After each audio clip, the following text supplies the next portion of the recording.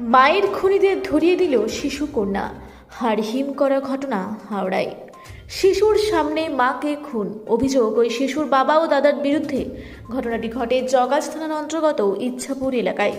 ওই শিশু কন্যার চাঞ্চল্যকর বক্তব্য, বাবা তার মায়ের হাত চেপে ধরেছিল, দাদা শ্বাসরোধ করে মাকে খুন করে। স্থানীয়রা জানায়, পেশায় ব্যবসায়ী, বাবার নাম জিতেন্দ্র জয়সওয়াল, তার সাথে বউ সুলেখা জয়সওয়াল ও ছেলে শেখর জয়সওয়ালের দীর্ঘদিন বিবাদ চলছিল। রাতে সুলেখা দেবীর শিশুকন্যার চিৎকারে স্থানীয় বাসিন্দারা ছুটে আসেন। খবর দেওয়া হয় জগাছ থানায়। পুলিশ এসে অভিযুক্ত দুজনকে আটক করে নিয়ে যায়। নাবালিকা শিশুকন্যাকে নিরাপদ আশ্রয়ে রাখা হয়। সুলেখা দেবী বাবের বাড়ির লোকজনকে খবর দেওয়া হয়েছে। অভিযোগের ভিত্তিতে খুনের মামলা শুরু করেছে পুলিশ। অভিযুক্তদের আটক করে জিজ্ঞাসাবাদ করা হচ্ছে। মৃতদেহ উদ্ধার করে ময়নাতদন্তের জন্য পাঠানো হয়েছে। জবানবন্দি নেওয়া হবে শিশুর। দুর্গাজামের লাইনে, ঠিক আছে। এবারে আমাকে এখান থেকে পিজাদা আছে, পিজাদা ফোন করলো যে শঙ্কর, মনে হচ্ছে কিছু একটা ঘটেছে, কারণ বাচ্চাটা খুব কাঁদছে, মাম্মি চোখ খোলো, মাম্মি চোখ খোলো, ঠিক আছে। তাহলে তুমি দাঁড়াও, আমি যাচ্ছি। আমি এসে ডাকলাম, নাম ধরে ডাকলাম, গেট খুলছে না, কোনো সাড়া নেই। কিন্তু আমি দেখতে পাচ্ছি পাখা চলছে, সব চলছে। আমি সংবাদদায়ী করেছি, জগাছা থানায় ফোন করি।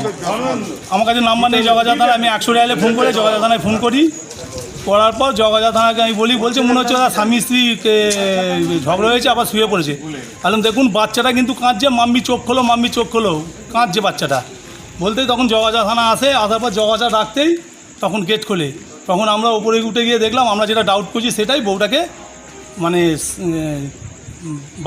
বাচ্চাটাই বয়ান দিল, ওর বাবা হাত ধরেছে আর ওর দাদা ওন্না দিয়ে গলায় টিপে মাকে মেরে দিয়েছে। এটা কি কোনো ঝামেলা ছিল আগে থেকে? ওদের অনেক দিনের ঝামেলা, বহুত দিন। এর আগে 10 বছর আগেও একবার এরকম হয়েছিল, 3 দিন 4 দিন আটকে রেখেছিল, বউটাকে খেতে দেয়নি। আমরা এই পাশের বাড়ির ছাদ দিয়ে উঠে বউটাকে কথাবার্তা বলুন কি খাবেন বলুন, খাবার দিচ্ছি। বউটা কোনো দিন স্বামীর ওপর কোনো দোষারোপ করেনি, কিছু করেনি, ঠিক আছে।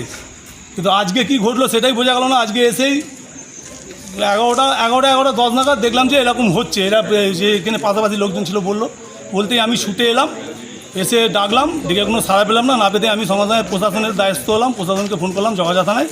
জগাছা থানা থেকে এসে খুলে দেখছে মেরে ফেলে রেখেছি সামনেটাতে, আর বাচ্চাটা বসে কাঁদছে। কি হয়েছে রে? কি হয়েছে? কে?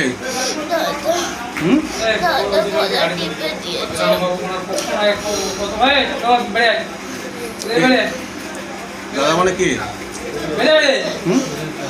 তুই কি শুনতে পাচ্ছিস না? কানে কম শুনিস?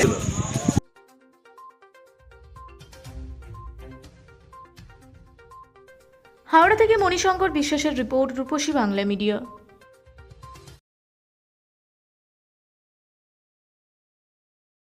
পুরা ব্লকের লধুরকা গ্রামের অদূরে অবস্থিত দৌলত পাবলিক স্কুলের দখলে থাকা বেশ কিছু জমি নিয়ে শুরু হয়েছে আইনি জটিলতা। 1197 দাগের যে বেলাবহল মৌজা এবং 2239 দাগের যে লধুরকা মৌজা, এই দুটো জমি আপনারা প্লিজ কেউ কিনবেন না, কারণ আপনারা বিপদে পড়তে পারেন, আইনি একটা লড়াইতে পড়ে যেতে পারেন। জমিটা একদম ডিসপিউটেড, ফলে একটু সাবধানে থাকবেন।